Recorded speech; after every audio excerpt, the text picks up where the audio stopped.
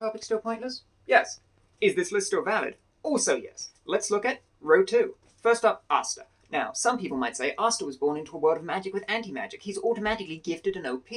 And if you say that, I can only assume you don't watch anime because you don't know what you're talking about. Asta wasn't born with anti-magic. He was born without magic. And to compensate for that, he has been working like hell since he was a child to even come close to competing. And yes, after turning 15, he got a 5-leaf grimoire, which gave him anti-magic. But even then, his anti-magic was a hunk of basically raw iron in the shape of a sword that he has to wield one-handed while keeping up with the speed feats of actual mages in the world. The only reason he is able to compete is because he's strong enough to wield that sword and fast enough to keep up with the other people. And the only reason he's strong and fast enough is because of how hard he worked. He obviously deserves a spot on Team Hard Work.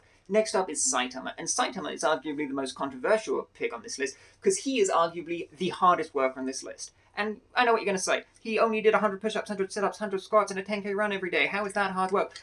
Hard work is relative. People don't seem to understand that when they bring stuff like this up. It's not about how big the number is. It's about how hard it was for you to lift that number. And Saitama is the only person who worked so hard his hair fell out. He pushed himself to the limit day after day until his hair fell out to get overwhelming strength.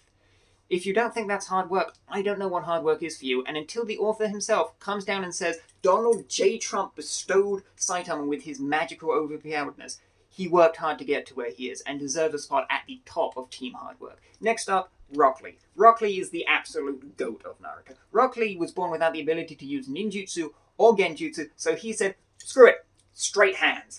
And he lives up to that. He works like hell every day to become a competent ninja and live up to his ninja way. He also deserves a spot right at the top of Team Hard Work, and I think everyone can agree on that. And last off is Tanjiro. Tanjiro is an interesting case. I would say he's less gifted and more just has plot armor out the wazoo. Like, he can smell beheadings, that's pretty gifted, and he has the Demon Slayer mark and can use some breathing because of contrivances. But the only reason he was able to unlock the ability to use the Demon Slayer mark or figure out some breathing was because he worked like hell for 2 years to learn breathing techniques. He might be at the bottom of Team Hard Work, but he still deserves a spot on Team Hard Work. Come back tomorrow for part 3, Team Gifted.